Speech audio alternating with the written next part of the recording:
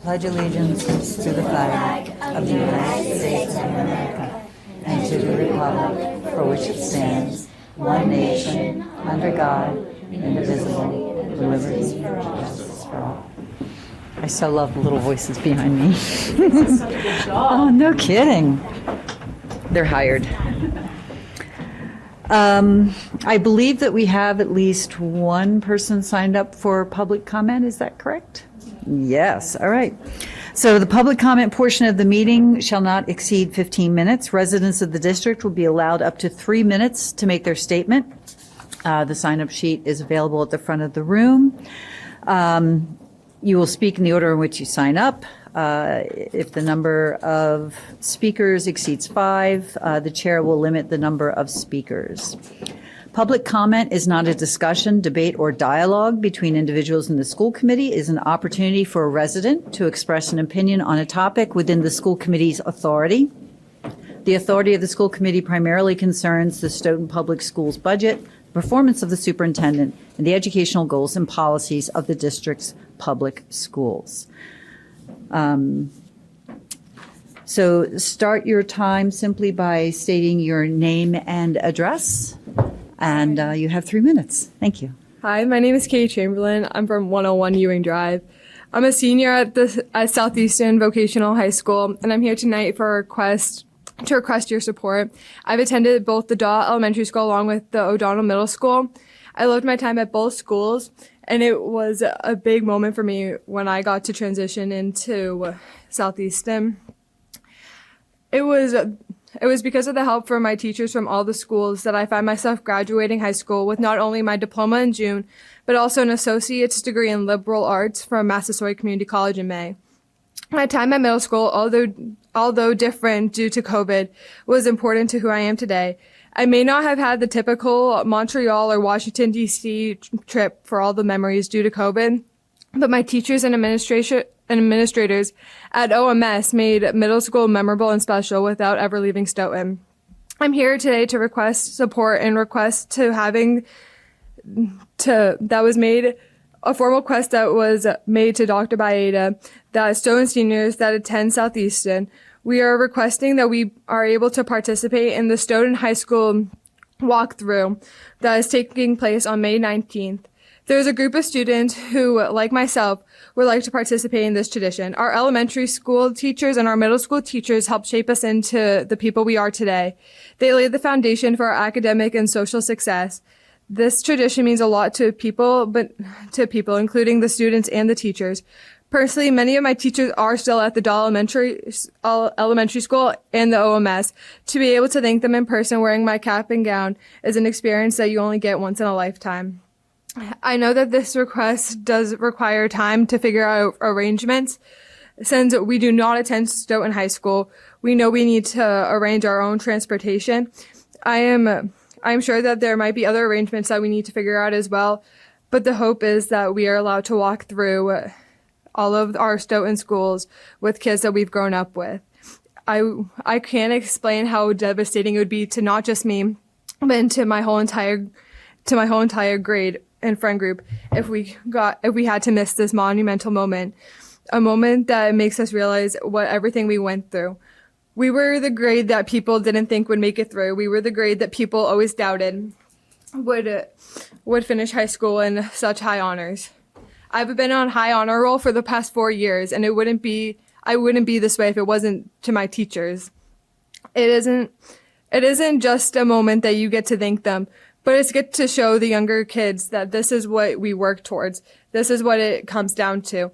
There is an end goal, and the end goal is to graduate, but you need to appreciate your teachers.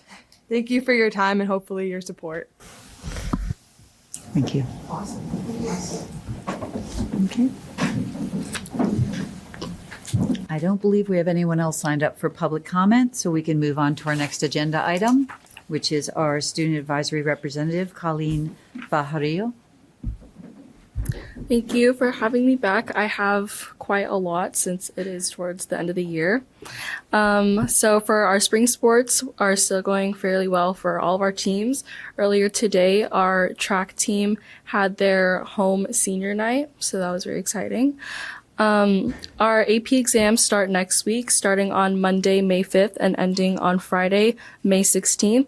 Students taking the AP exams will either have a morning or afternoon exam each day, and will also be excused from the rest of the school day as long as they bring in a note from home.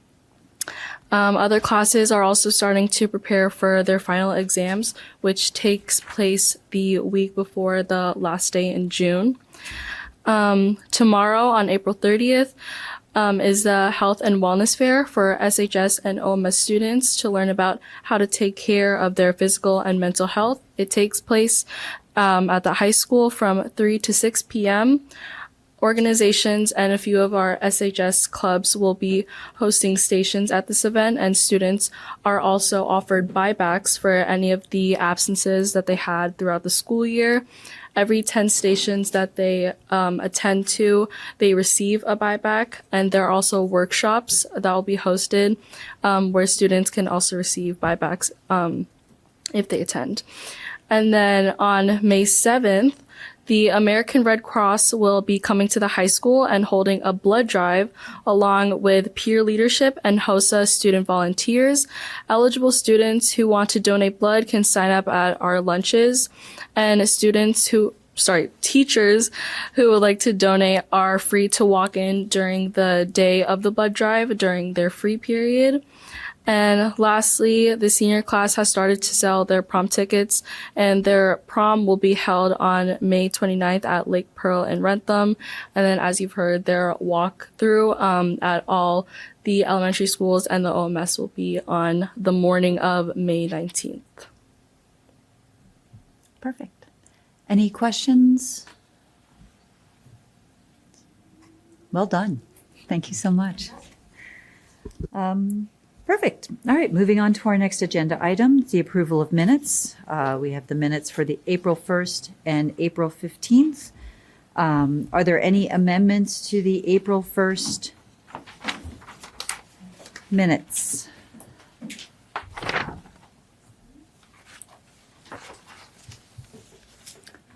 I had none myself. Armando, did you have any? No. And Karen? Okay. Do I have a motion to approve the minutes? Do I have I don't need to say as amended. I'm not used to that. Motion to approve the April 1st, 2025 minutes. Thank you. That was made by Armando. Second? Second.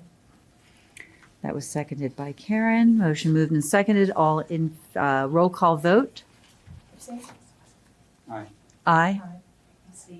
All right, and the motion carried 3-0-2. And now for the April 15th minutes. Are there any amendments? Yes. Yes. Under the motion for the election of chair, the motion was not, it says me, filling the stuff now. It was actually Jen Sears who nominated. I had to rewatch the video to remember that. And the second was not Karen Powers, it was myself. Okay.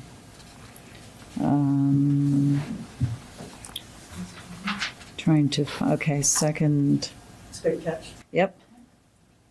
I Okay. questioned my sanity. Did I just remember? All right. Breezed right by that, didn't even see Yep. So this is the motion toward the bottom of page 2? Yep, on bottom of page 2. Okay. And that was made by Jen Sears? Yes. And the second was made by myself. Yes. Thank you for that. And then on page 3, under section 4B, the very last grammatical, later date. Missing an R. Yeah, it was delivered at a late date. Yep, it was a late date. Later date. Good catch. Yeah, we're on to a while. Yep, read through this thing pretty well. Anything else? Jillian, anything No, else? that was all that I caught. Okay. So for me, Mm-hmm. on the second page, and it says, Ms. Karen Powers prefer a person who will be, not intends to stay, but will be on the school committee beyond this year to be the vice chair. And I don't know if Mr. Barbosa actually wants that next part on there or not. I would suggest it be removed, but he can do that if he wants. Okay. Sorry, just a reminder for everyone to turn on their mics. Thank you. Yep, thank you. My bad. Sorry. That was a good catch, too. All right, so it would read, Ms. Karen Powers prefers a person who will be on the school committee beyond this year to be the vice chair, period. The rest I don't think is appropriate. I'll be beyond this. You gonna go up again? You putting it on record? Another term? Another 3 years, Amanda? Why not? Anything else, Karen? Yes. Under celebrations and shameless plugs, including correspondences, it says this agenda item was added based on feedback received from the community. I don't remember getting correspondence from anyone regarding the agenda. Did I miss it? Was that just No, it's shared? Feedback from the committee, from committee members, From what meeting? in conversation. In private conversations, not in Correct. any correspondence, at private conversations with you. Correct. All right, so there were private conversations from the community towards you and private conversations from board members to you. Yeah. It says board members, so more than one board member? Yes. Anyone else see the issue with that? That's an issue. Might want to change that on here. Because you can't have a conversation with board members and you, because that makes at least quorum. 3, which is an open meeting law violation. So Well, only I if it's at the assume- same time, if they're separate conversations. You can't have a conversation with Armando and then have a We were conversation not with me. deliberating. There was no That's a deliberation, and there was deliberation. no vote. Deliberating to change the agenda is still a deliberation, and that has to be done in open meeting. It's just feedback. It was just feedback. It was not deliberation. This agenda item was added based on feedback received from board members and community. So the agenda item was talked about by board members to you and then was changed outside of meeting. So I think that might be not the worst, not the worst thing in the world, but it's something that we should at least let our newest members know that that's not something that can go on. It's an open meeting law violation. Like sending out an email saying, hey, do you guys want to change the times? And then having like 2 or 3 board members say, yeah, let's change the times. That's also deliberating the time that the agenda or the meeting takes place. And you can't do that outside of open meeting. It has to be in meeting. Okay, So it's an open meeting law I'll violation. send you the policy. We'll probably talk about it at the MASC also. Absolutely. It'll be You can ask- interesting to you can hear ask Sean that. about that. So just to be clear, though, there was no shared correspondence in open meeting about any feedback received from you, to you from the community. And there was no feedback to you from board members that was shared with the committee. Because I didn't receive it. I don't know if I just missed the email. No, it was no email. No, there was no email on that, so that No. was Would just, you prefer it say verbal feedback? I would rather it in open session. Okay. I don't really have I can't fix that. I can't fix that. So it was brought up again in number 5, Chair and Superintendent update, that the agenda was changed based on feedback shared with Chris Shannon and to provide more transparency on items being voted on. So again, the agenda was changed based on some sort of feedback that I don't know about.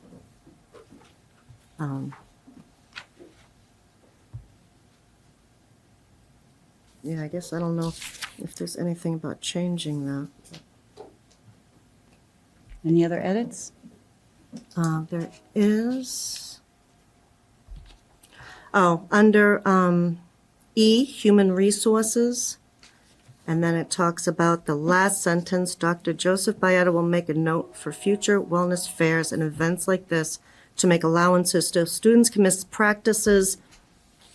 And I'd like to have that say, and rehearsals, because I think that the music and the theater students should also be able to participate. I don't know if you actually said that or not, or maybe just meant it. I thought we talked about it. I'm pretty sure that we could use the word not only practices, but activities. Activities, yeah, rehearsals, activities. Yeah, I think rehearsals, a lot of the music and theater students would understand and be like, hey, I can actually have an excused absence from this so I can attend these well thought out and well organized fairs.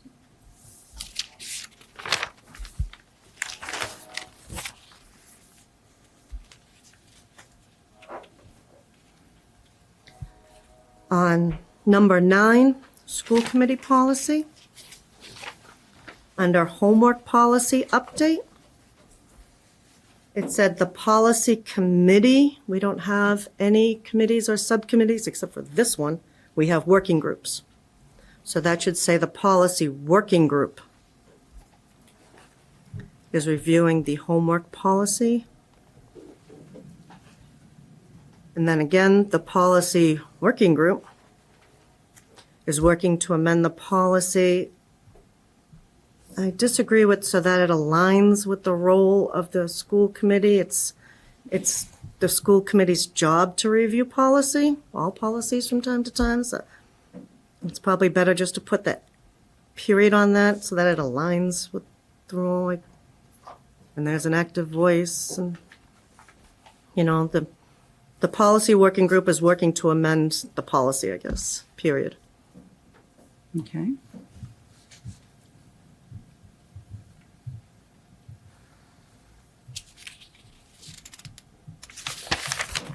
And that was it for me. Your turn, Jen. Anything? Okay. I had a couple of things. First of all, I believe this was a regular meeting and not a special meeting. So regular meeting and the title needs to be changed, and then the first line needs to say regular meeting of the Stoughton School Committee. Am I just imagining his fabulousness, or weren't you present for the last meeting? I think I was. I thought you were too. Okay. But I can understand you imagining. I think I was. I imagine you everywhere. So, okay. Yep. So we need to add Matt Colantonio to the administration list of people who are present.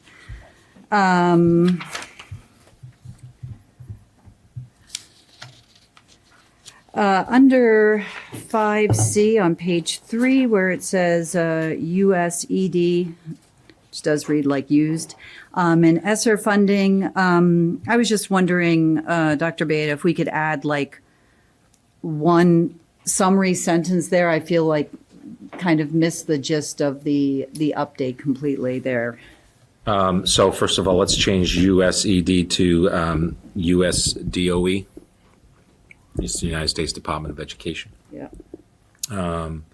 And the summary would be that we received a communication from USDOE as it pertains to the remaining amount of ESSA funding, which in this case was going towards the given school HVAC system.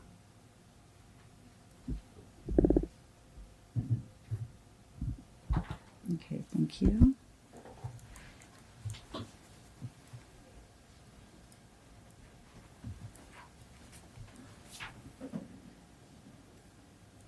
All right, and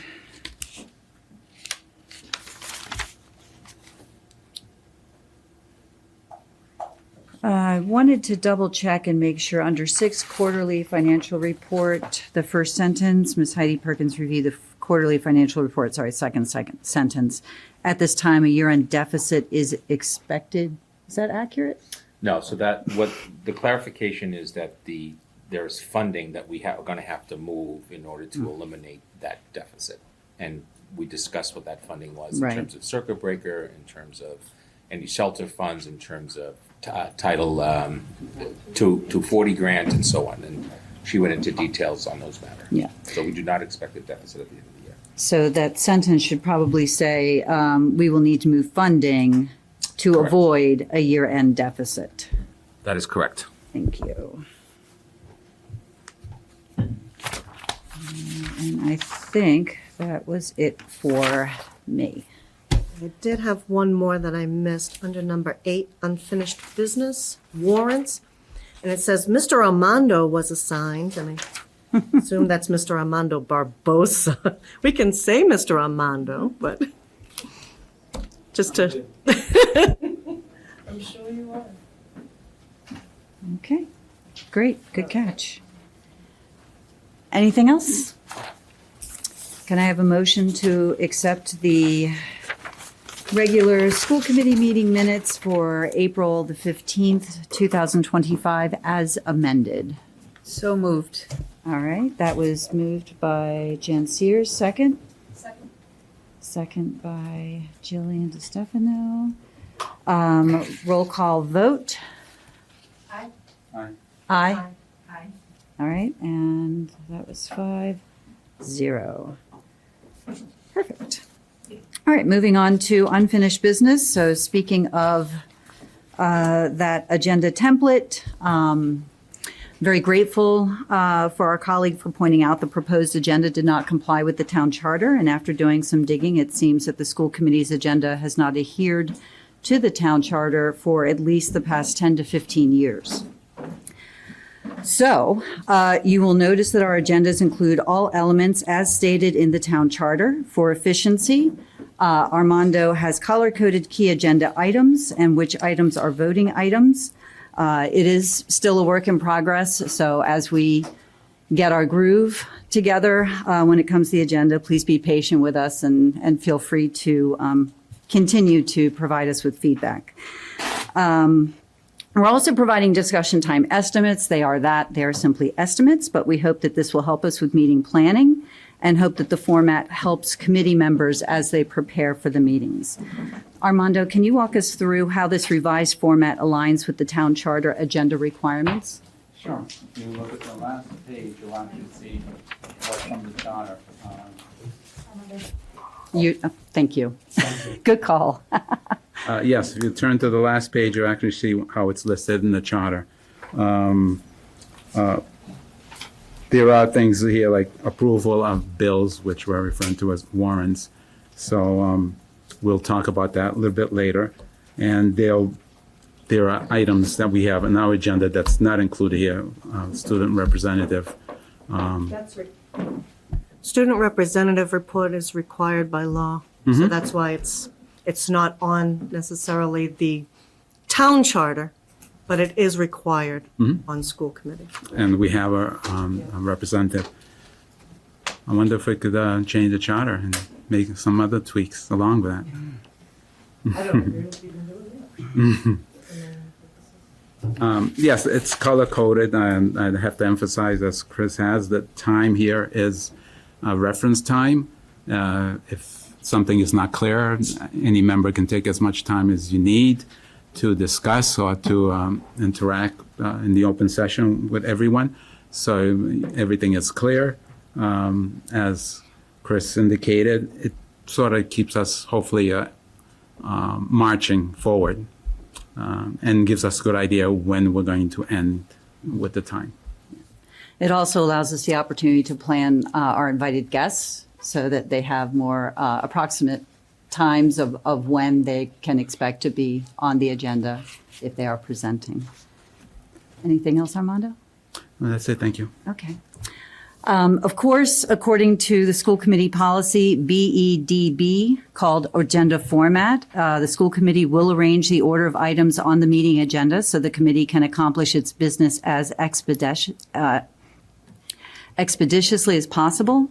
The particular order may vary from meeting to meeting in keeping with the business at hand. For example, I believe we always left the minutes to the end of the meeting to minimize any inconvenience to the public, student ambassador, and invited guests to our meetings. Once again, I ask my committee colleagues that if you have any feedback around the agenda template that you believe will help increase our transparency and efficiency, please email myself or Armando directly. Perfect. Superintendent and school chair update. Superintendent? Thank you, Madam Chair. Welcome to all of our colleagues that are here and members of the public.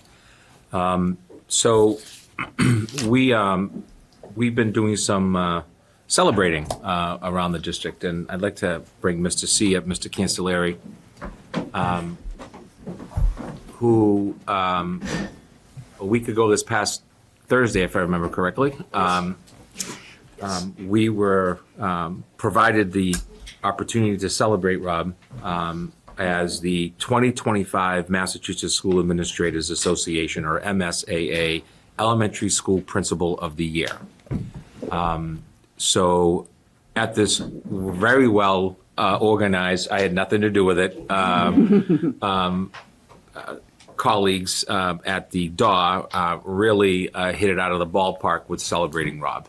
We had our colleagues from MSSA come out with the trophy and a big sign. We had a very specific plaque made for Rob to put up in the office on behalf of the Stoughton Public Schools. And then there were all kinds of surprises. One of which was, it was also his birthday that day. Happy birthday. And his family was there, and I'll turn it over to you for all the special things that took place that day. Yeah, thank you so much for having me. It was quite the day, being my 39th birthday, and the recognition was pretty incredible, and having my family and colleagues there.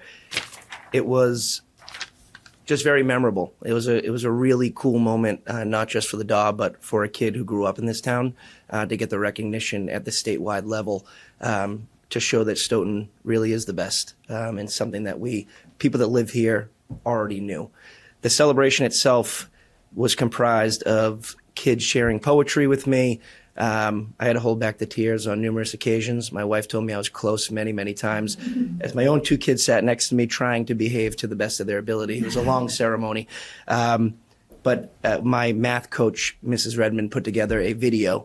I think it's on Facebook now, with the flying dragon that flew through the DAW school. They did like a CGI generated action figure of me. And my favorite moment, I'm a huge wrestling fan. Professional wrestling. Don't judge me. Mr. Dr. Baeta likes busting my chops about it. But they gave me a real wrestling belt. And on the wrestling belt, it has the emblem of the DAW Dragons, and then Elementary School Principal of the Year insignia on the top of the belt. So it was really cool. And it was a testament to, I think Dr. Baeta said it when he spoke at the ceremony. It's not just about me. It's about everybody in this team, all my colleagues administratively, the people at central office that helped get me to where I am right now, and the continued mentorship that a lot of the people that work in this building every day have provided for me. So thank you so much to everybody. Just wanted to add, the process is a nomination, which I was not the nominee, as Rob knows. Not to anything negative about that, but I then become involved as one of the supporters, if I so choose. So I just wanted to note what I said on behalf of Rob, which I think is important, and I think is part of our school community here in Stoughton, because we have outstanding educational leaders in the district, and many of whom could also be recognized. Rob's innovative, collaborative, adaptive, and he understands how to create a school culture and climate. By empowering educators and students, Rob's created a sense of pride within the school and the DAW community. This comes from the 3 V's of leadership: visibility with students, visibility with staff, and visibility with his school community. It is here where Rob makes a true difference for all involved in the school. I stick by those words. It's what I wrote then. And I do know that the competition this year was pretty significant. There was a lot of folks that were recommended. And then it's a huge application process, right? Like Rob has to put himself out there and really accept that he has to be like, fill out this entire thing. And it's like the size of a personnel file. And then it's scrutinized and reviewed, and then the selection process takes place. So it's not just somebody coming in and giving you a recognition. It's truly a process. There were some wonderful speeches, including one from a family that supported his candidacy. That was very definitive of some of the words I just used tonight as well. Terrific. And Dr. Beta, when was the last time Stoughton? Oh, thank you. When was the last time that Stoughton had a Principal of the Year? Well, I don't know. I might want to go to like the oldest sitting principal in the room, Mr. Cancelleri. Can you remember, Mr. C? So back in 2018, I was Mr. C around here. Had to go there. I was lucky enough to win Principal of the Year in 2018. Oh, so Back there when you I was go. Mr. C. When you were the other Mr. C. I didn't know that part. Thank you for sharing that with me. And then prior to you, do you know, was anyone else prior to that? Not that I know of. Yeah, I tried to go through some records and I couldn't find anything that really like shows. So Not that I know of. 2018, right before the COVID year. That's Right, 2 years I- before. it's That's not getting there, right? right before there, right? Yeah. So the 2 C's have received their awards. I did not know that one, by the way. And, So congratulations. Thank you. A few years later. Yeah, I can't believe Mr. Cancelleri didn't wear his belt tonight. I know, where is it? I'm so proud of him, but I'm not disappointed he didn't wear it. with him to do it. He did. It's at my school, getting ready to get hung up, and I don't know if I would have made it here on time. I will take any opportunity to wear that belt. Makes me feel like a wrestler. So, yeah. Sorry I didn't bring it. Well, we really appreciate you so much and everything that you have done for the DAW and for the greater community within the DAW, for the excellence that you bring, being approachable as a leader, but also making sure that you're leading your school through improvement and increasing outcomes and opportunities for your kids. So thank you so much. Thank you, and thanks for having me tonight. Congrats. Thank you. Armando? I'd like to say congratulations and like to say that my daughter that was in your class at the Gibbons still talks about you and the challenges you presented to her and what she's learned, and she's stronger now. She's on the 2nd year of college, going on the 3rd. And I have to say thank you. It helped a great deal, and I'm sure you're making a difference to every child that comes before you. Thank you. She was a very easy student to work with. She was awesome. Thank you again, everybody. No, I got stuff to say too. Oh, yeah. oh, I thought I was getting removed from the seat. Yeah, no. Oh, excellent. Rob, I just think that you're like one of the most stand-up people I've ever met. It's a pleasure to know you professionally, but also as a friend. I met you first when my daughter was on your soccer team, and my daughter's not athletic. She's not excited to play sports, but when she went to every one of your soccer games, she was not moping on the sidelines, ready to go home. She was happy just to talk with you. And it made going to soccer so much more pleasurable as a parent, and I'm sure for herself. So thank you so much for everything you do, and congratulations. Thank you. She was also a pleasure to have as a player and one of the most funny kids I've ever coached. You're going to have to repeat that phrase to everybody now, or you're going to get in trouble. Once you meet her daughter, she is very, very funny. Thank you. So my kids did not go through the DAW system, but that doesn't mean that your name does not precede you. We have heard so many good things, and this is so well deserved. And I am so happy for you. I'm happy for Stoughton Schools that we have you. And I appreciate and look forward to all the things that you're going to do in the future too. Thanks so much for everything. Thank you. Well, I just recently met you, and I was like welcomed with open arms at the door, and I felt so great that night that you let me come in and speak at your school, and I know this is so well deserved. I know so many students that go through the door, and they talk so highly of you.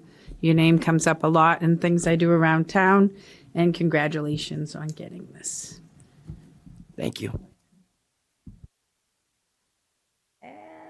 Yes.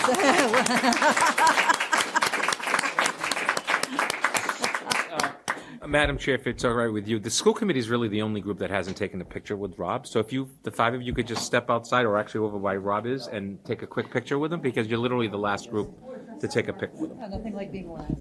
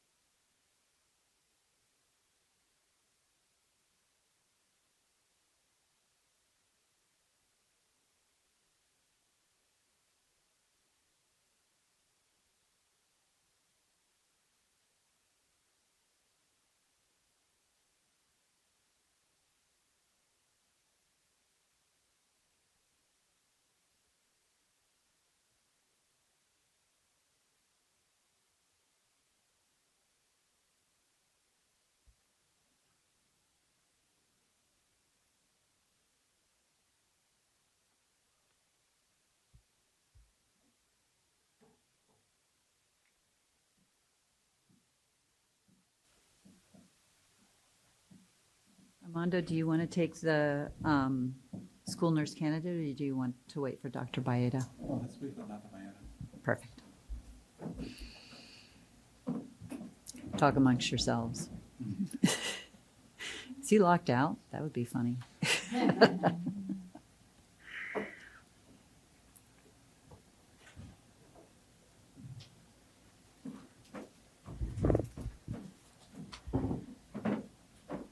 Previously on the superintendent's update. Sorry. Called. Real quickly, do you want to go to the nursing candidate position? Okay. Real quickly, this evening, as you know, under education reform, the school committee actually appoints through the recommendation process of the superintendent of schools, in this case through Danielle Gallen, who's our director of health services, school nurses. This evening, you have the resume and recommendation of which Mr. Barboza was a member of the committee on your behalf, and I'd like to turn this over to Ms. Gallen to do the introductions and then the recommendation. Hello, everyone. I had the pleasure of interviewing Hannah Summers with Mr. Barboza in our interview committee, which included Ms. Carol Ann Sampson, the classroom teacher, Tricia Sweeney, and I'm pretty sure that was just about it. Oh, and Mr. Colantonio, how could we ever forget Mr. Colantonio?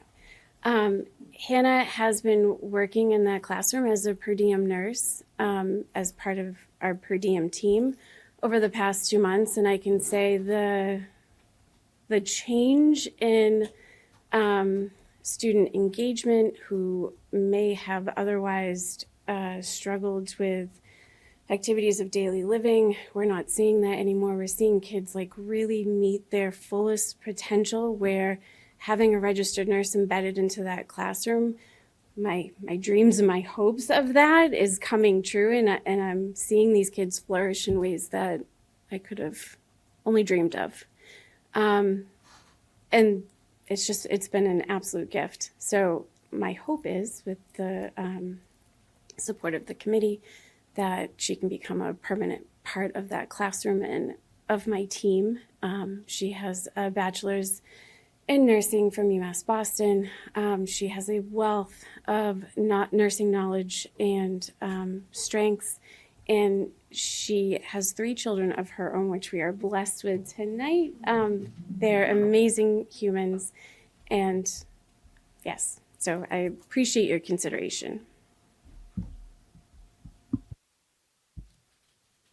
Yes, one of the, as everyone knows, I love teams, and one of the things I enjoyed during this interview process is that the back and forth between the candidate and the interviewers, and the fact that they actually had to work with her before, and the fact that everyone was smiling and happy, and it was a serious process, but it was also a joyful process. And I love the fact that they support it, and it looks like she's going to make a great addition to the team. Thank you. I had the ability to share with Mr. Barboza at the end of our interview a video that was taken of a student who just months ago we were told was regressing in their chronic condition. And the student was out of their wheelchair and fully participating in yoga with their PE teacher. Far surpassed my hopes and expectations for this child, and I just can't wait for what the future brings. Oh, and I can't forget, Miss Suzanne Barrett, our amazing high school nurse, was also a part of that interview committee. Any questions? Just want to inform the committee the process of why we're going down this road. And the process is that because with our students that have significant health issues, we find ourselves working with third parties. And what happens with those third parties is that there isn't a consistent of that support in that classroom. And I can tell you when I was more than just sold on this was when I viewed the video, because I know that student. And so to see that is the very reason why we want to make sure that we have this person as a professional nurse working with those students, and in the future, other students within our school system.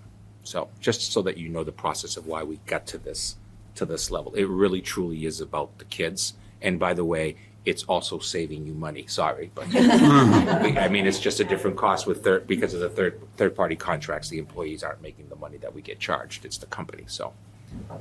Excellent. Great. Well, if there are no other questions, then it looks like we need to take a vote. Yeah, it's the superintendent's recommendation through the hiring committee that we hire Ms. Hannah Summers as our nurse within our specialized programs. If I can have a motion to hire Hannah Summers as a nurse for the Stoughton Public School District. So moved. All right, and that was made by Armando. Do I have a second? I'll second. Second by Jillian. It's been moved and seconded. Can we have a roll call vote? Aye. Aye. Aye. Aye. All right. Motion passes 5-0. Congratulations, Hannah. Thank you all so much. Thank you. Thank you. Thank you very much. And your kids are just as warm. So, and well behaved. They can say the Pledge of Allegiance anytime they like. Thank you all so much for having us. Thanks for coming in. All right. Can you update us on the status of the elementary school building? Yeah, so tomorrow is our first meeting at 7 p.m. It is going to be a meeting here, and we begin the process, if you will, of permitting and design. Electric companies are already looking for dates to get together, all that stuff. So the next few months are all about that process of getting together, meeting on a regular basis, crossing T's, dotting I's, getting contracts out for the hiring process, which in itself takes quite a while. But that's the status, and I'll get something out to you after we meet tomorrow night. And an update for the electric car charging stations. I know there's been a lot of anticipation for an update there. We have electricity at Stoughton High School for the cars. It's fully running and on. I apologize to the committee for how long this has taken, but I want to thank the literally coming together of our colleagues on the town side, along with Heidi and Dennis on our side, but truly want to thank the town side for making this happen and getting this underway. So we are connected. Can I have a question? The car chargers, is there a fee for them? Yes, there is. And the process is literally your Credit card? Yep. Okay. Yep. And it goes into an account within the town, and then How much is the wattage? Just do you know? low, it's pretty low. I mean, it's not. It's. We put together. I don't have it in front of me right now, but we put together some rough rules and regulations about how long you can use it for and all that stuff. We anticipate it's going to be school day when staff is there, because we do have a few staff asking for it, and also probably neighbors who will probably utilize it as part of that. So but Yeah, I was thinking it's like I'm like I can go.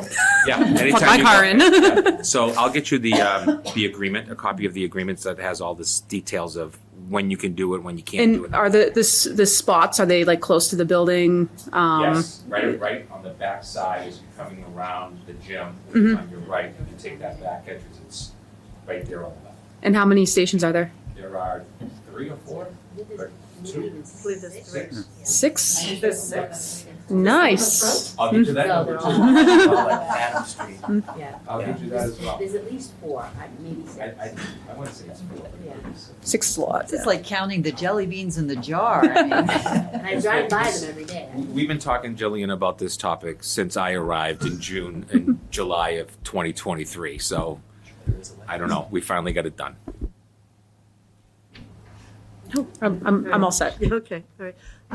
I noticed that some of those charging stations have been sort of moved. Yeah. So is there anything that is going to be in the works to save them? We'll begin the process of making sure that they're working properly, and the little pushback that takes place because of things like snow removal or any of that stuff. Yes, we will make sure that I'll report back as soon as I have a plan on that. Any other questions? Okay, non-resident employee program. Yeah, real quickly, Stoughton Public Schools has been doing this for quite a while, and we have folks in the room that have taken advantage of this, and it goes back to 2006 and 7. And instead of going down this whole concept of a school choice district, for many reasons why we don't want to do that, we thought there would be some significant benefit to our employees, and you're allowed to be able to do that. So every year, the committee has to take a vote on it. You'll see it attached is the enrollment numbers. As you can see, we have high years and low years. It's based on family. It's very supportive of our staff and their family's ability, to drop off their kid at X school in the morning and not have to do it within their town and so on and so forth. And we have what's called a materials fee of $1,500 that is charged, and that is what the employee pays Stoughton Public Schools, and then that goes into a revolving account, if you will. That can only be used for the purposes of materials for the schools. So we are looking for your continued support. Questions? So this would just be to maintain our current status of the teachers having access to this program. Yeah, so this is actually employee benefit, so it's open to all Stoughton Public School employees. Okay. And the $1,500, just to clarify, that is what the Stoughton Public School employee pays to the school system for having their child to be part of in the school system. Correct. Is it per child or per family? Per child, if I remember correctly. So when was the last time the fee was revisited? Since we are in a budget freeze, and I think that it's been a long time since our per student, I don't know what exactly you call it, but that the schools spend on each student. Last I heard, I think it was close to $1,800 that the Stoughton Public Schools put in per child. So when was the last time that this got? I don't have that answer Number. for you. I know that in the time I've been here, it's been that $1,500, but I'll defer to anyone else. I don't know if Matt or Jonathan has any updates. It's creeped up over the years. Yeah. It was initially $1,200 when it started, so Do we know how long it's been this number? a couple of years. I remember it came up, it was increased 4 or 5 years ago. So that's an estimate. Maybe once before that. I might make a suggestion that we consider upping it at least to the per student capita that the Stoughton taxpayers pay towards, or that the school pays per student, kind of matches it, if we know that number. Yeah, I don't have that number in front of me, but I'm happy to defer this to get some more information for you if you'd like. Okay. Or we can vote to just make it the same. I don't know how the rest of the committee feels It's about really it. up to the committee. I mean, if Do we feel like the $1,500? I look at this as an employee benefit. Do we feel like the $1,500 works with our school budget? That's for the students. I mean, this is an individual decision that happens every year with families of our employees. So they, if you went up a couple $100, I don't think it's a deal breaker, if you will, especially since if we haven't seen an increase in a number of years. It's better to have smaller increases over time than larger increases every X number of years like we've had to do in other areas. But I'm happy, I mean, in terms, this is time sensitive, but not time sensitive where we couldn't push this out to the May meeting. Yeah, I wouldn't want to like spring it on a family, Right. you know, at this point. Like perhaps if we say, you know, we're going to say it for this year, but next year, give them that heads up that we are going to increase X amount of dollars would be what I would recommend. You can do that. Yeah, I would consider increasing it maybe $100 or $200, even if it isn't the full what Stoughton Public Schools pay for every student, at least to match a little bit closer. Yeah, no, I agree. It shouldn't be like we kind of remember to like, oh, when was the last time we did it? We should probably look at it every Should X match amount of year. Yeah. what it is. I mean, we can make that decision to say, we're going to make this match what Stoughton pays per student, and just have it always match it to the highest, you know, 100th, to the highest Why don't I 100. give the committee, if it's okay with the committee, I would like to do some homework and provide you what it's been like and cross-check it and give you a formal recommendation on the number. Thank you. Thank you. About how many children take part? 5? On average, I mean, you're on the low end when we started. It looks like here the high end has been 9 in one of the years on the front page, the back page. It looks like one year we had 9 as our highest amount. So it looks like the number is usually around that 3 number, 5 number. Yeah, I don't think we're looking to make money on this. I don't think that, it's just to also maybe not lose money on it either. Yeah, I like I said, I see it as like an employee benefit. It is a nice thing to entice people to work in your town.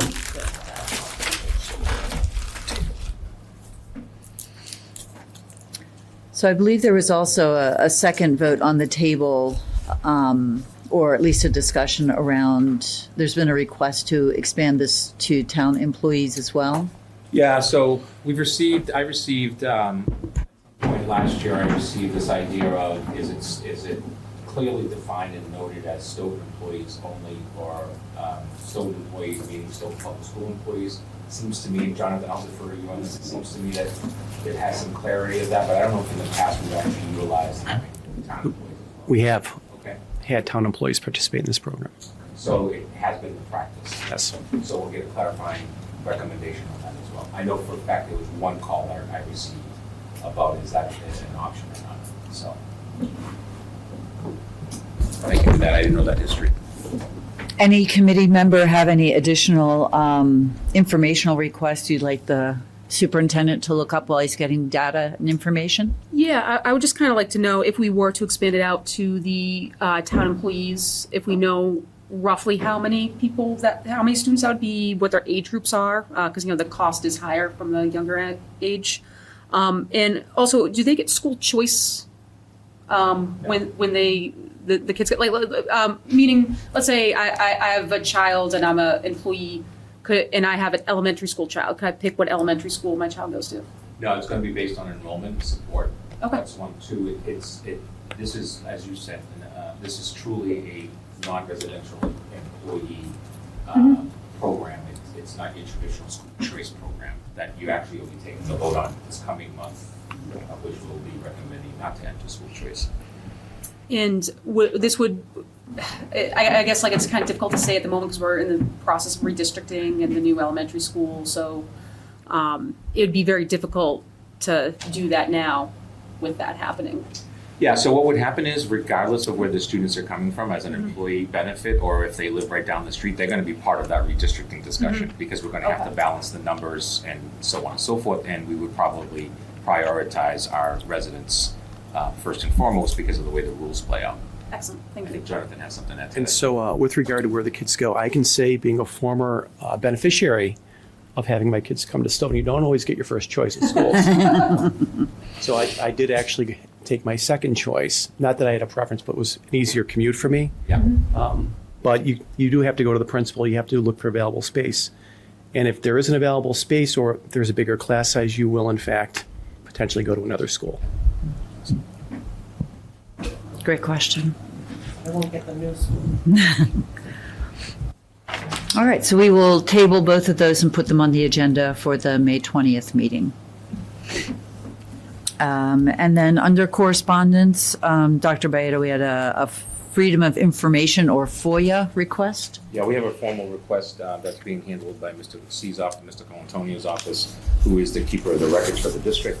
The request is under Mass General Laws, Chapter 66, Section 10, providing following records of communication in relation to homework concerns, homework policy implementation, school committee policy IKB, between the dates of June 2023 through the 25th, including but not limited to communications of the school committee members, all SPS staff members, superintendents, principals, school staff, etc., students, families, members of the community, elected officials in town or other town cities, MASC, and departments of the state of Massachusetts. So we are currently doing that process, which is basically hitting a lot of electronic print between all the different bodies, and you hit print and it just gets printed out, and then we collate it and pass it on. Matt, I don't know if you want to add to that. No, that's about it. We did some email searches with those requests in there, and then some requests of the building principals for anything that might fall outside of the scope of emails, and put it all together and send it along. Yeah, and one copy will be available to the school committee because you're named in it. Okay. Perfect. And on the radar, our final thing is just an opportunity for the superintendent to kind of tell us about anything that may be looming on the horizon. So something for us simply to be aware of. I do have one question before we get to that. We've had parents asking about an update on the summer programming. If you could provide us with that. Yeah, summer programming will be released this week. I've been working with the communications department. I anticipated going out by the end of the week, including registration deadlines and all of that. It's a much consolidated Nights of Summer program. We have our ESY. We have some activities within our weight room at the high school. We have our credit recovery for 6 to 12. And we have our theater program. That's the basis of what's happening. We have a couple other programs that are titled, that are grant funded, but those are by invitation. All right, so parents can expect to see that in their next superintendent update? Yeah, it'll come, should be released this Friday. Perfect. Excellent, thank you so much. Anything that you wanted to mention for On the Radar? Yeah, I think it's really important. The House 2 has come out, so I just want to spend 2 seconds on that because there's a lot of commotion around extra funding and all of that that is causing some stresses. So it's really, really important for folks just to know that House 1, the governor's budget, came out with a $75 minimum per student increase. Ours is well above that. And so the House has actually moved that number. Last year it was moved to 104.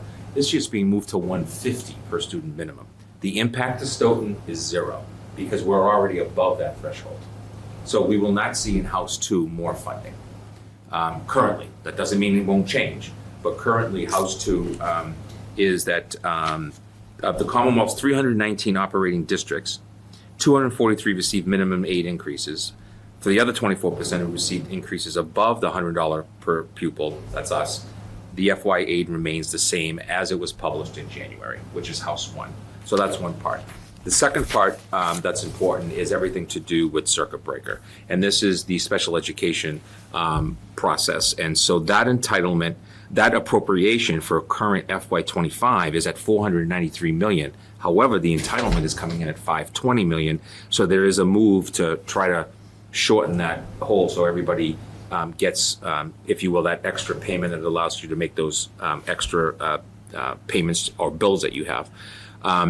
But for next year, the House reduced the governor's circuit breaker from $532 million to $485. So let the games begin, right? This is what happens in this process between now and by the time the Senate gets it. So right now, the Senate hasn't even seen the House's recommendation. And then, as you know, once the Senate has theirs, then they put together a committee, 3 reps, 3 senators, and they figure out and make a final recommendation. That's how it usually works. We do have FY25 appropriations, or excuse me, FY26 appropriations for the SOA and the charter reimbursement process. So that's a whole process that takes place called charter reimbursement, supposed to be at 100%. We're getting closer to that number, but right now the proposal from the governor is at $179 million. And we actually probably need closer to 199 million. So we'll see how that comes in. That doesn't have any impact on our day-to-day right now. It could only be that if more money comes in, then you can make an argument for it. But typically that's taken as part of free cash. The one that doesn't impact us, but just to provide you opportunities, is regional transportation. There's supplemental going on there, but that has not. That's only regional schools. And then lastly, there are concerns. There are 2 accounts related to social behavior and emotional health grants that are being completely zeroed out as a recommendation from 11 million. But last year they were restored by the Senate, so who knows what's going to happen in the next few months. And the House raised the school meals program from 170 million to 190 million for next year, which would be a huge positive for all public schools. That's the most clearest update that we have on House 2. Perfect. Thank you so much. You bet. I feel like that almost doubles as the financial report. Moving on to our next agenda item, monthly operations and concerns. Did you have any additional fiscal things to discuss? No, at this time, the constraints continue to be we're awaiting a shelter funding process and so on and so forth. I will tell you that we received notification Monday at 9:03, I think it was, Mr. C. Yeah. In the middle of a leadership meeting where a area hotel outside of Stoughton will be consolidating to Stoughton. And it impacts about 9 students. More than likely, those 9 students will not come to us. They'll stay in their current school system. However, 50% of the cost of transportation Comes to us. will be billed to us. So we'll see. We now have concerns that the second shelter will actually be closed by August and the start of the school year, because we don't want to have a full year of McKinney-Vento transportation costs, because it's at 50% to the. Each district pays 50% of that bill. So if it's a $10,000 bill, it's $5,000 every month just coming from Stoughton. It's $50,000 tab for 10 months. So Final count, we thought 9, it ended up only being 7. That's not really gonna help a lot. I'd like to thank you for that. Silver lining. The quarterly report has not changed since it was presented at our last meeting on April 15th. Armando, do you want to update us on the warrants? Sure. I have reviewed and approved the following warrants. Warrant number SHS-SA, which is a student account, for $8,500.73. Another student account, same number, on April 15 also, for $1,541.36. There's another warrant, number 2,520 on April 18th for $2,037,671.25. That's for payroll. And then the last one, warrant number 25-43S on April 25th, and that was for $617,264.04. And that was a variety of things from food to the collaborative van transportation and so on. Warrants available to any school committee member to look at. I just wanted to report that so it becomes part of the official record. Perfect. Thank you so much. Any questions for Armando? Upcoming dates of note, of course, our student representative has already talked about the Health and Wellness Fair on April 30th. School Building Committee, Superintendent has referenced, is also April 30th tomorrow. The school committee will be undergoing a training by the Massachusetts Association of School Committees on May 6th at 6 p.m. here at the district office. The next regular school committee meeting will be on May 20th at 6 p.m. here at the district office. The Stoughton Public Schools Wellness Committee's next meeting is on May 19th at 4 p.m. Is that here? That is virtual. Virtual. And then we have noted here the South Sharks are having a theater show on May 21st at 6 p.m., $3 per person, cash only. New business and voting items. We have a discussion regarding a donation to the Stoughton Music Department. Thank you, Madam Chair. This is dated March 31st of 2025 from the Stoughton Lions Club, and it was written out to Dr. Mange, who's no longer with us, but the intent is the same. The Stoughton Lions Club would like to present a check in the amount of $150 to the Stoughton Music Department in memory of one of our dearly beloved members, Christopher Zanko. I don't remember a time when Chris was not talking about music or DJing our Lions events with a playlist that included all types of music. He was definitely the life of the party. He would take all requests and do his very best to find the request somewhere in his extensive music collection. Even as the years crept up on him, he would lug all his equipment to every event, and he had a lot of equipment. It was his love, his thing to share with everyone. In his obituary, he asked that any donations in his memory be made to the Stoughton Music Program. Chris's presence is graciously missed by all of us, but we take comfort in the fact that his love of music will somehow live on your students in some way. In Lionism, Darlene Hayner, Stoughton Lions Club Secretary. And I thank the Lions Club, and of course, in the memory of Chris as well. Yes, we're very appreciative, and I know that at least 3 of us have had students involved directly in the Stoughton High School Music Department, programming in the marching band, and his memory definitely will live on in that programming. Such a strong program and such a great legacy, so thank you so much. We need a motion, I believe, to accept this generous donation. So moved. So moved by Armando. Do I have a second? Second. Second by Jen Sears. A motion was moved and seconded. Any questions or debate? Roll call vote, please. Aye. Aye. Aye. Aye. Aye. The motion passed 5-0. Excellent. Now we have 3 presentations.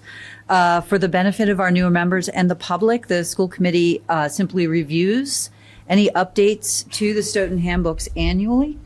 Our role as it pertains to the handbooks is to review the procedures developed by the superintendent for the school system whenever they appear inconsistent with policy goals or objectives of the district.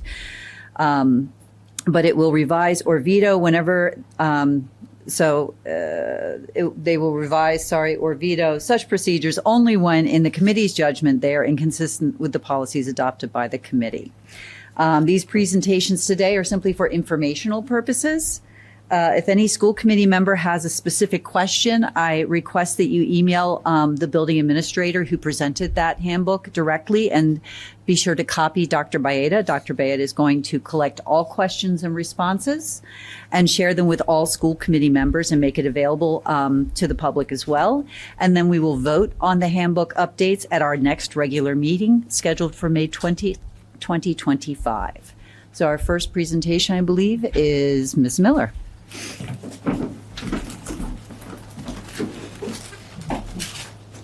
Good evening. It's nice to be here. So we have very few, actually, handbook changes this year.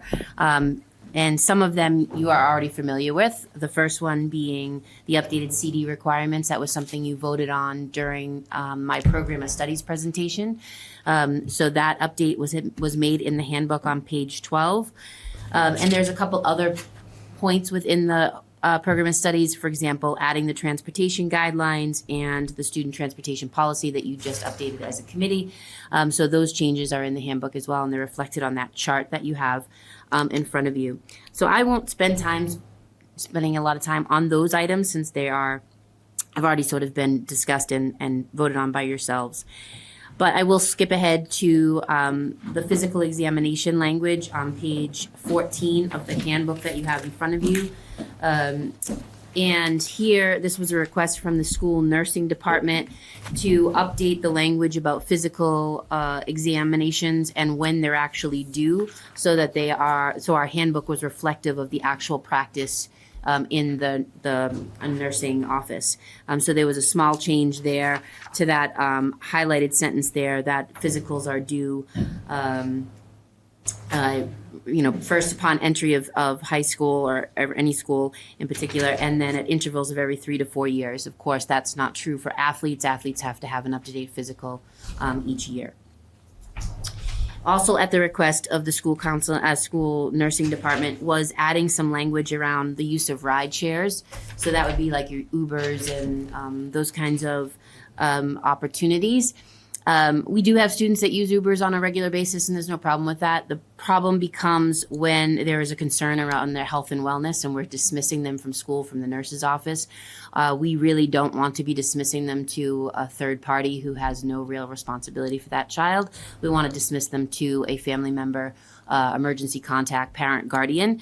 And so the request was that language be added around when students are being dismissed from the nurse's office for medical reasons, that we cannot dismiss them to an Uber, Lyft, etc. Of course, if the family member is in the Uber or Lyft, that's different. But to just send them off on their own is just not appropriate for their safety. And then, of course, the next change, this was some discussion around from the faculty council, from the school council, as well as some discussion around with the athletic department regarding our eligibility requirements. So we have very strict eligibility requirements for our student athletes and extracurricular participants. We're actually much stricter than the MIAA requires. Students who are failing 2 or more classes may not participate in athletics or extracurriculars.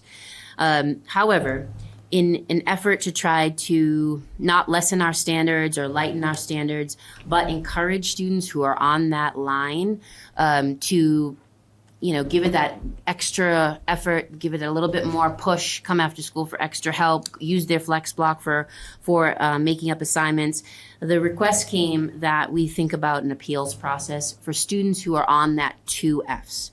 So it wouldn't be available for students who are over that, but for those kids that are on that line of 2 Fs, they could go through an appeals process to make them eligible for that season. And the details of which are detailed there, and what they would have to do to make that appeals process happen. And it really puts the academics before the athletics, which has always been our thing. They're a student before they are an athlete. And so really getting them to buckle down, make sure they're going for extra help, making sure they're showing up at school, make sure they're updating their grades and getting those assignments in to motivate them to be able to continue to be on the field. And so this appeals process has been added to the handbook for those students that fall in that category. And so the other piece of the athletic sort of handbook, which is in the handbook, Mr. Ireland, our athletic director, really wanted to add some additional athletic awards, and I don't think that's ever necessarily a bad thing. It's always nice to recognize our kids when they're doing great things, and we have a lot of them that are doing that. So he recommended that we add 2 additional awards to our group of awards that we give our athletes: the Black Knight Outstanding Athletic Award and the Black Knight Distinguished Athlete Award. And so those would be awards that would be voted on at the conclusion of all 3 seasons and then issued to the student or students who are the winners at that time.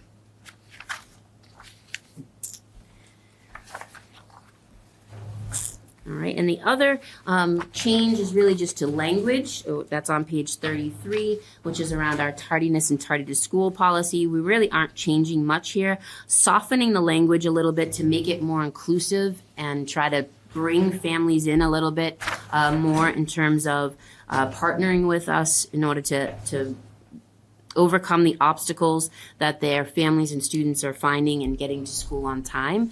And so just really making clear what our expectations are, what the consequences will be, but also sort of trying to encourage families to partner with us a little bit more on that process, because we want our kids here and we want them on time.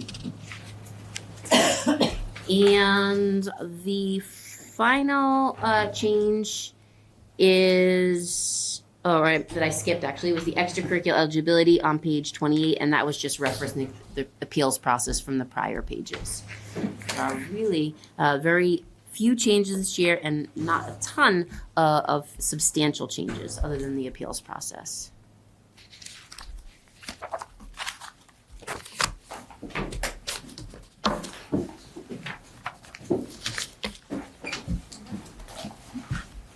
Thank you. Yeah, perfect. Thank you so much. So any questions or concerns specific to the high school, please email them directly to Ms. Miller and make sure that you copy Joe Baeta. Thank you.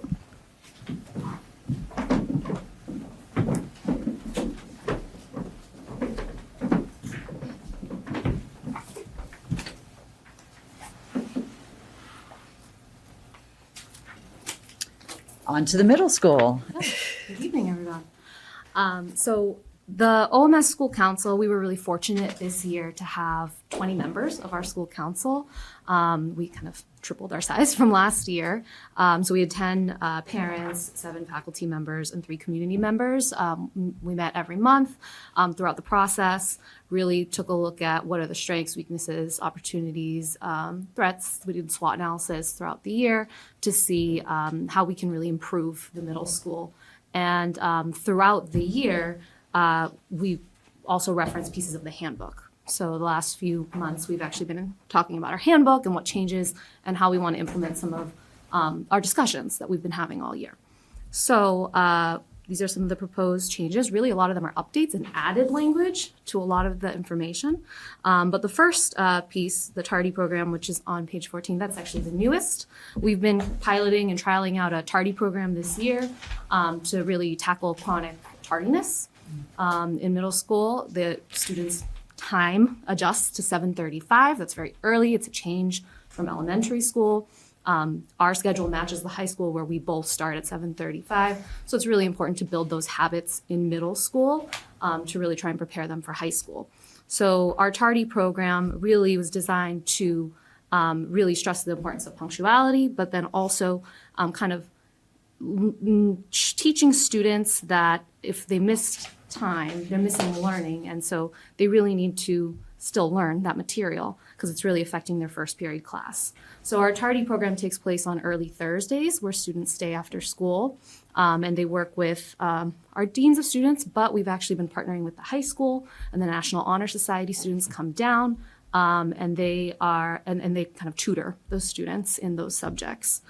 So that's our early release Tardy program where students who have been tardy that past month stay after school and kind of earn the time back or really try and make up what they've missed.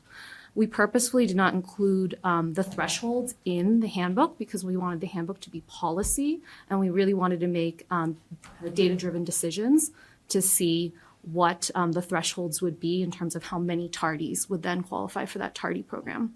Another layer we did and we looked at this year was after the first month of school, we had a progressive sliding scale. So trimester 1, we looked at we had significant tardies in trimester 1. So trimester 1, we really looked at like a later time for anyone past 7:50. We slowly moved that time up. Trimester 2 was 7:45. This trimester 3 was 7:40, trying to get students closer and closer to the bell and work with families in that way. So that's why in the handbook, the Tardy program is about kind of the idea and the intent of the program with the thresholds being communicated by building administration at the start of the year and reminders throughout the year. The next one is sprays, page 20. It's really just broadening the language for all sprays. Sprays is a health issue, so they are not allowed in the building. Sprays exist more than just in perfumes and colognes, so there's also like hand sanitizer sprays, so we just broaden that language for all sprays. Our next update is for honor roll, on page 20. So we kept the existing criteria for honor roll the same in terms of grades, but we also wanted to include expectations, students who follow school-wide expectations, and as well as attendance and tardiness as part of honor roll. What we do at the middle school is we do have honor roll and high honor roll recognition as part of PBIS, and sometimes we recognize students in assembly-style team meetings. They also sometimes earn incentives outside. So the OMS School Council really felt like really raising our expectations and having high expectations for the students because we know they can reach those expectations. They really enjoy those incentives, and so attaching to honor roll and high honor roll attendance, tardiness, and just following school-wide expectations was a discussion we thought that students could rise to that. Page 21 is our next, and it's again added language, and it's lockers. So lockers, we have returned to lockers at the middle school this year. It's actually been a very big positive in our building.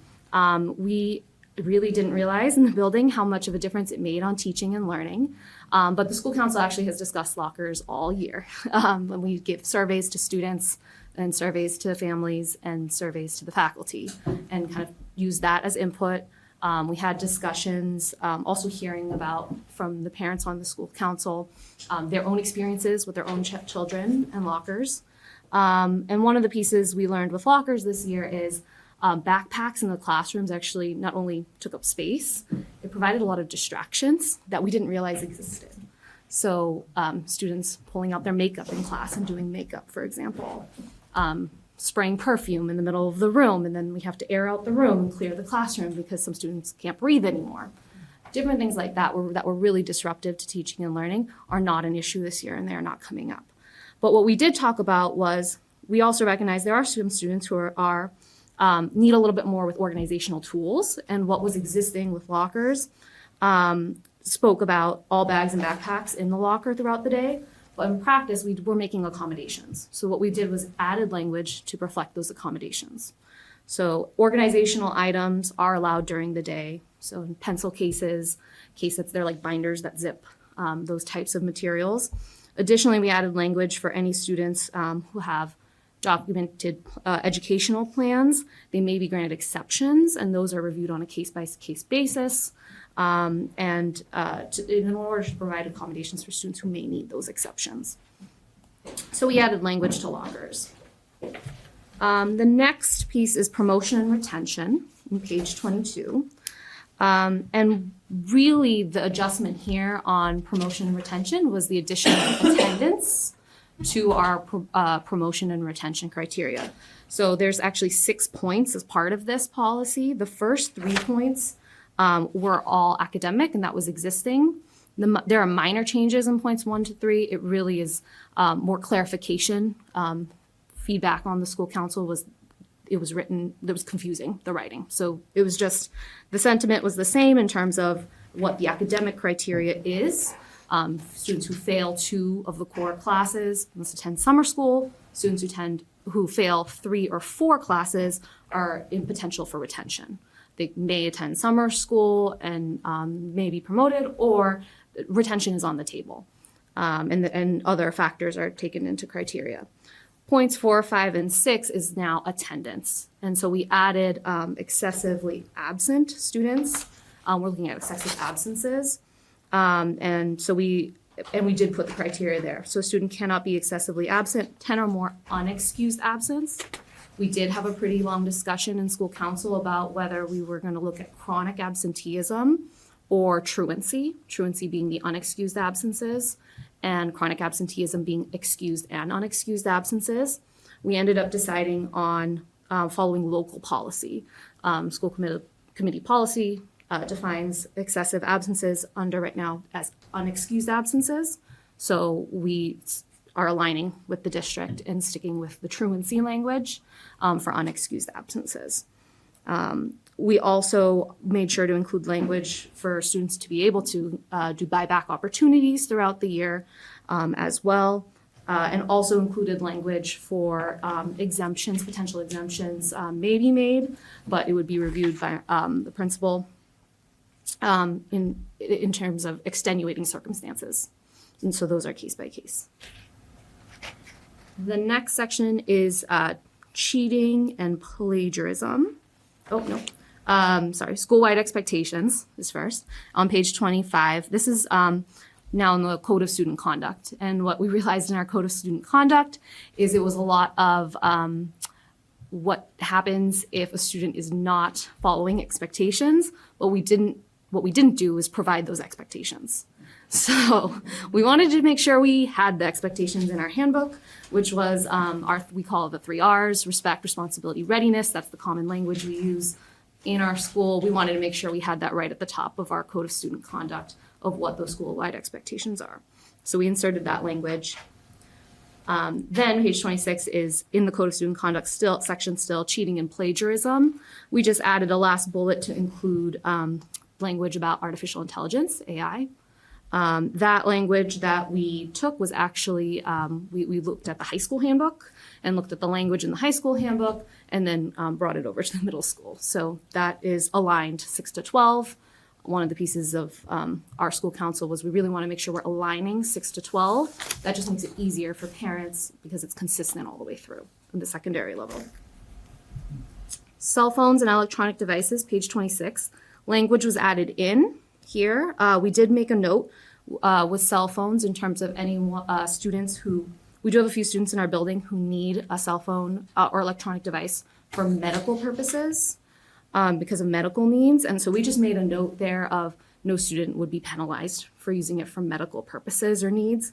And that we would create a medical plan so that we have that on file and that way teachers are notified. And so that way the students who are on medical plans or have those exceptions are not, it's known by their teachers that they have that. And so they're not being reprimanded or disciplined for the cell phone use, especially for medical purposes.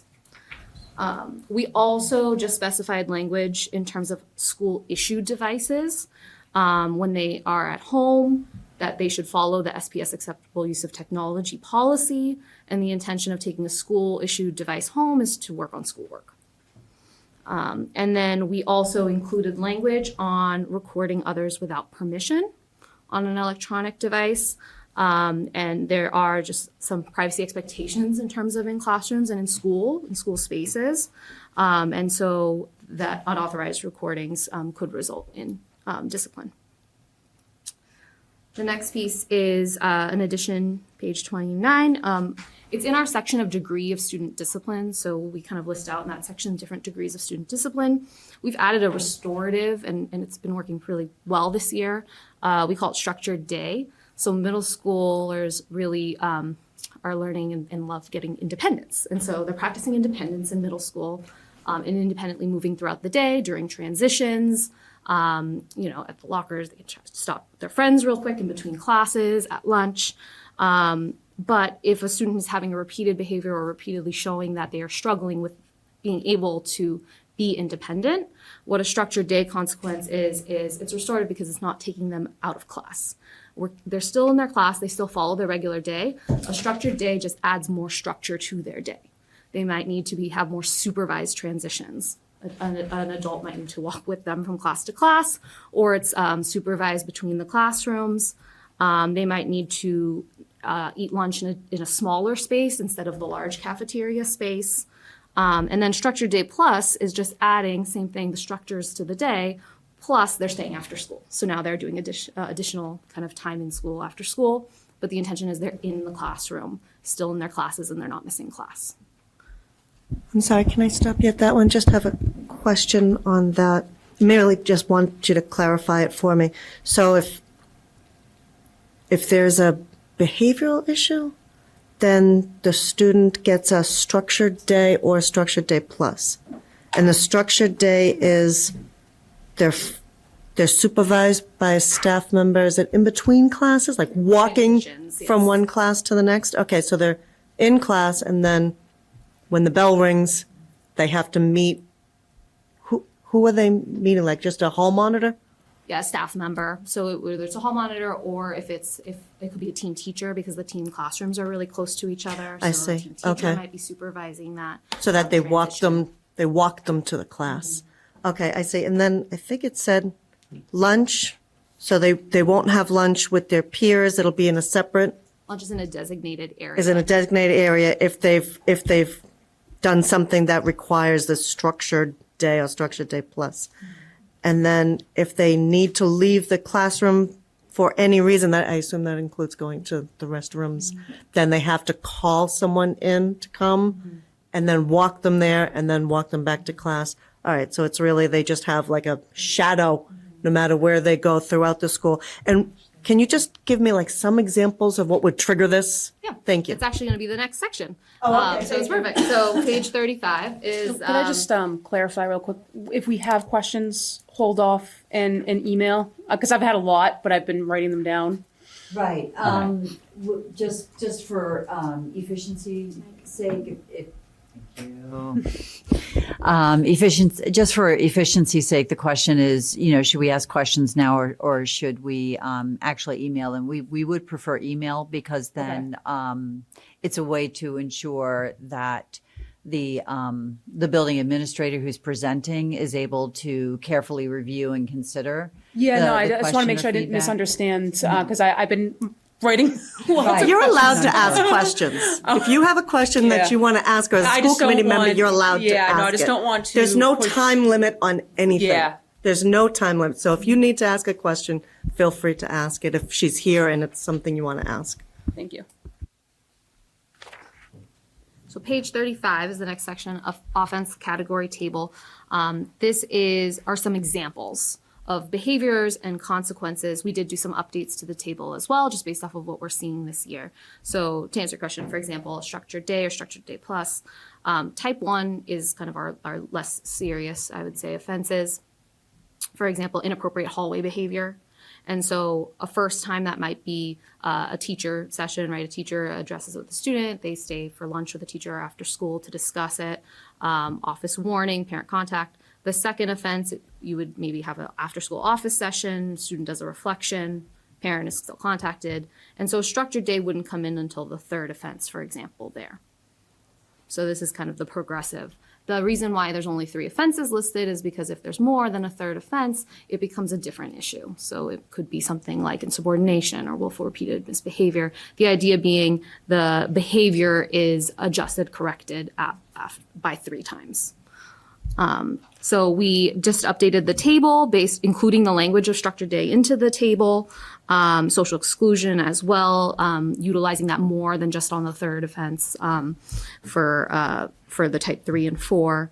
And then just based off of what we're seeing behaviorally in the building, included that in some examples of the behavior.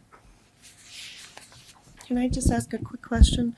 For these violations of the code of conduct, is there some kind of behaviorist that helps them, like that'll talk to the student to say, okay, why is this happening? Or is this just strictly punitive in nature, like you misbehaved, now you're getting structured? Or, is there a behaviorist that also works with the students? We don't have a staff member that necessarily the title is behavior, for example, but the administrator does both pieces. So it's because on the building administrator end, we also build relationships with students and with the family members. So when they come into the office, it's not just for punitive reasons. For example, if this is the consequence, a lot of times, especially in middle school, they want to explain their side of the story. So we also hear from the student what happened, what's going on, also why it might have happened, because if we can't get to the why, then likely the issue will continue to continue going. So building administrators do some of that, but then we also work very closely with our counseling department and in tandem. And sometimes it's a meeting with the counselor, the administrator, and the student. So our counselors and our administrators, we work together to support students. I'm sorry, I just didn't hear parent in there. So Oh, when and is the parent, yes. Okay. Yes, and the parent.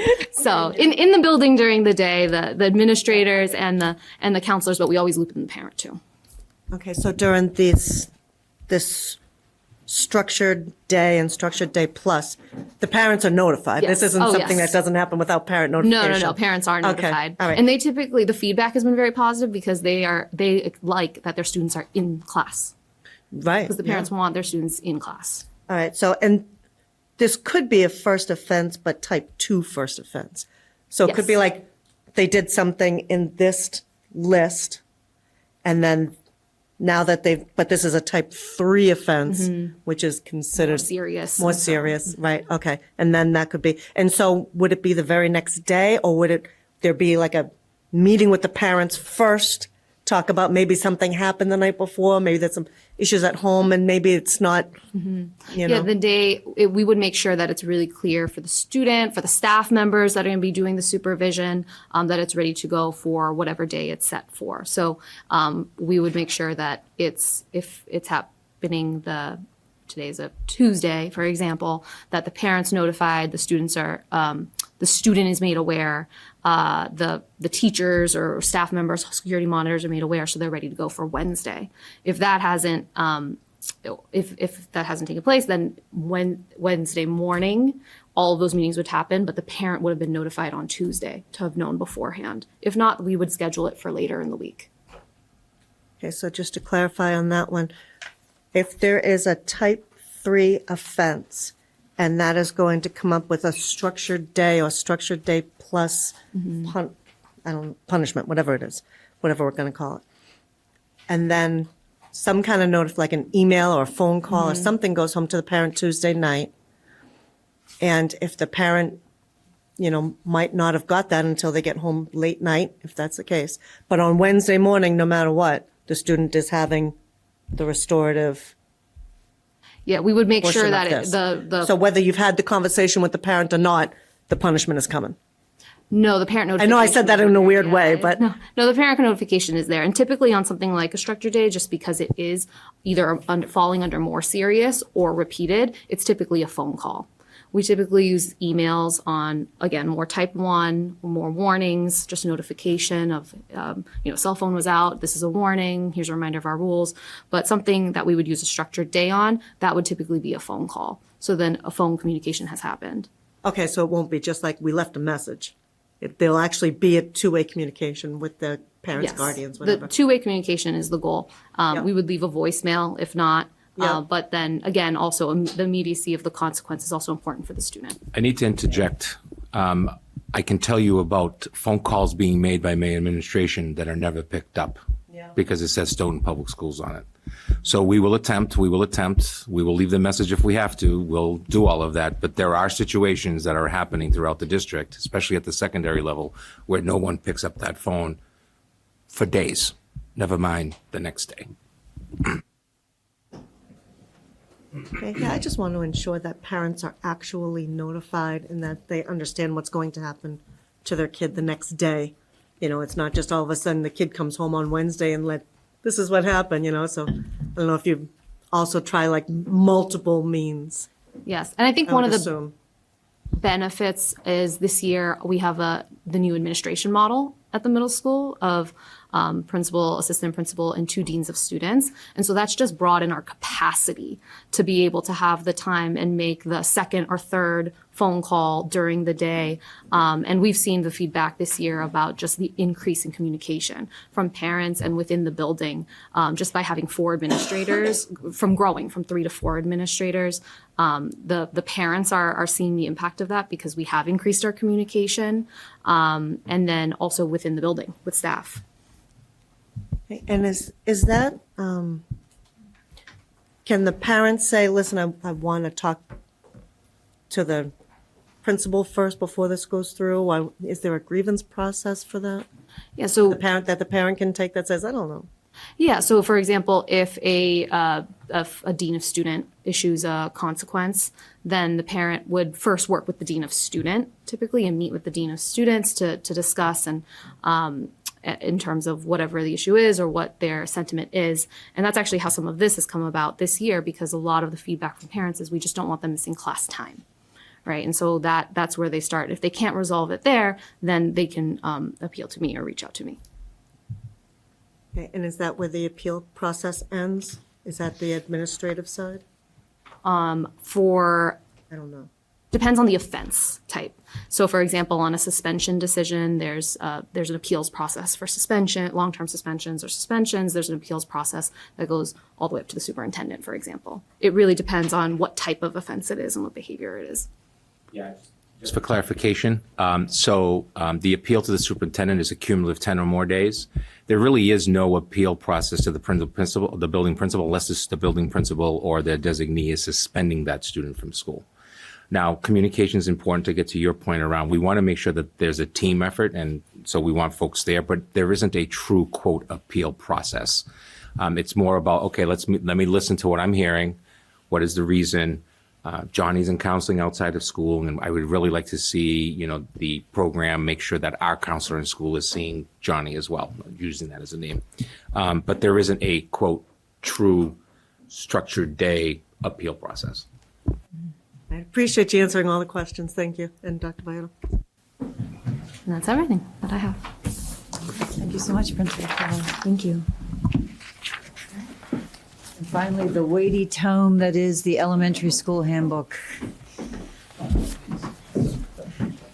You saved the best for last, right? Of course. All right. So I'm here on behalf of the 5 elementary schools, and we also, like the other 2 schools, met with our school councils and got the feedback for them. We went through the handbooks, and any of the things you see here, it's because we've talked about this with not only the administrative team at the elementary level, but also the school councils. And I think you can tell from the memo that we don't have very many changes this year. So I'm going to go through these as quickly as possible, but just I want to make sure you understand them as well. So the first one, we noticed in going through the handbook that there were 3 areas that were in the handbook that have been in the handbook, but for whatever reason, they were not seen on the table of contents. So we made sure to add those into the table of contents. The school calendar was updated as we update it every year.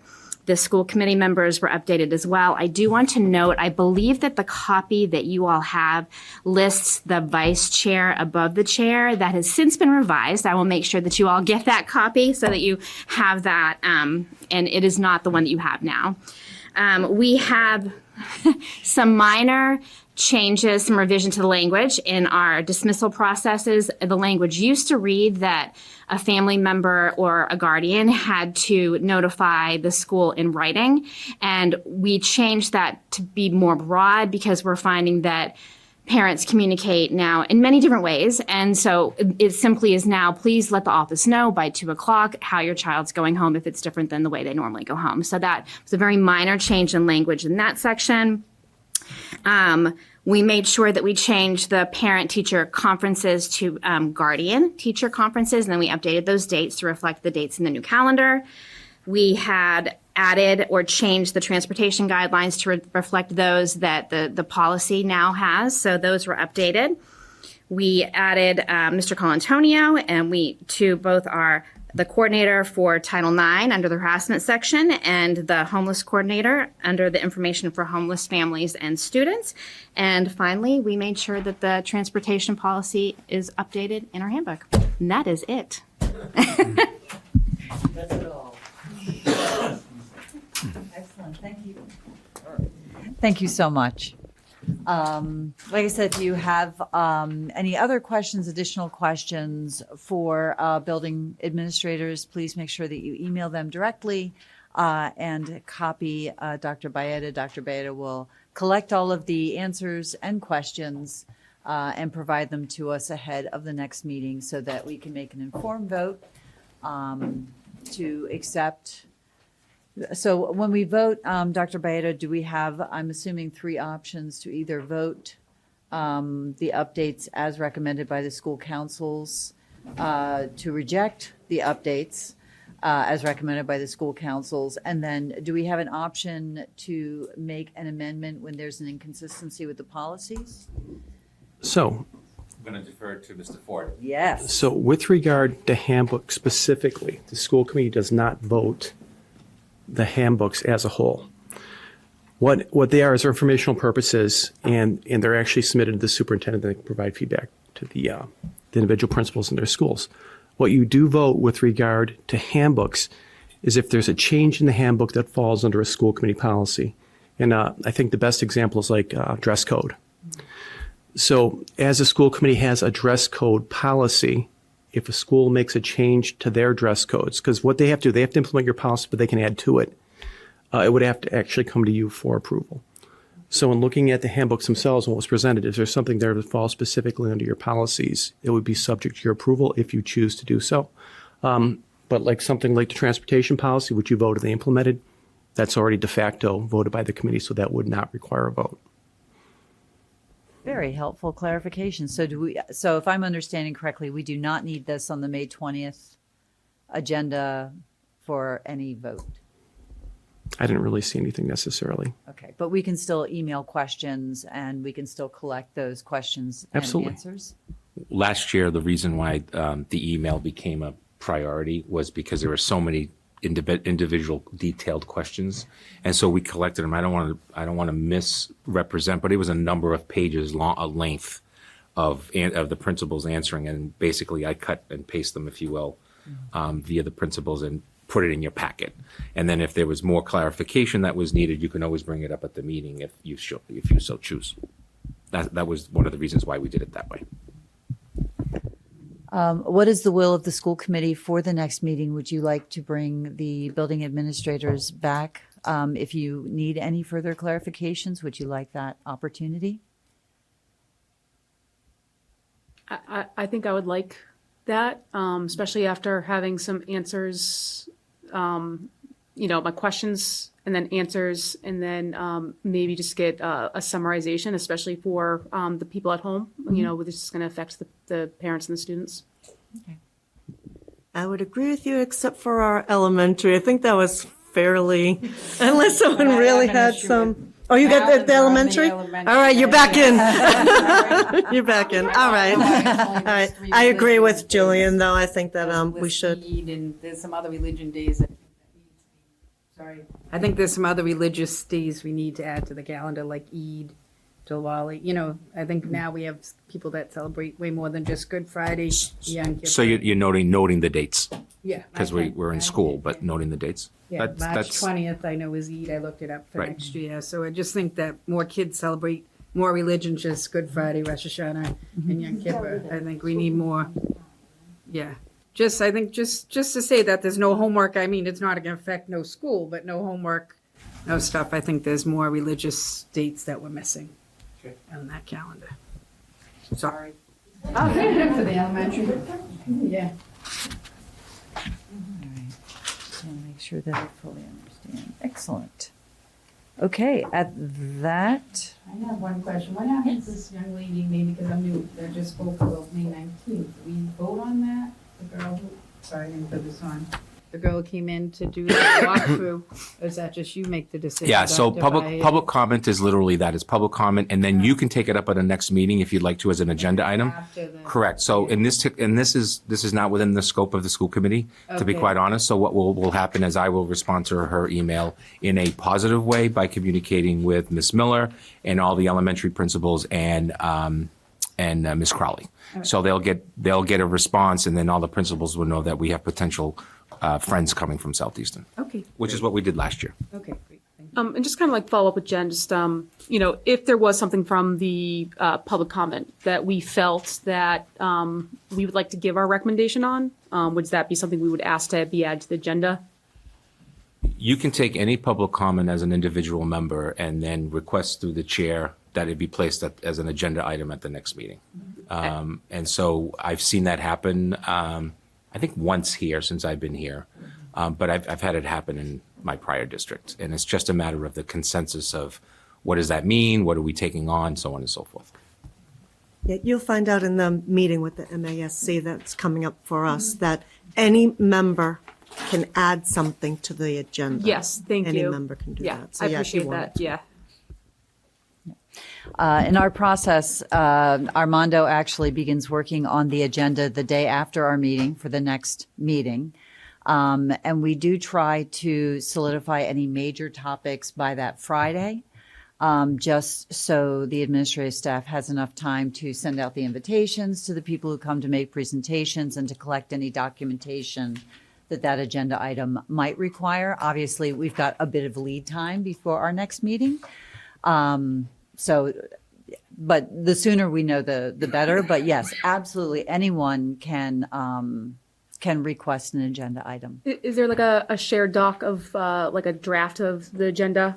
Just like if I think of something, but it's already on there, so I don't need to. Absolutely, yes, there is. Oh. Have I gotten a shared link to that? Not yet. Okay, thank you. Any other questions? Great questions. With that, I need a motion to adjourn. So moved. All right, and that was made by Armando. Do I have a second? Second by Jen. Roll call vote. Aye. Aye. Aye. Aye. Okay, let the record show that our meeting adjourned at 8:16 PM. You have me donuts.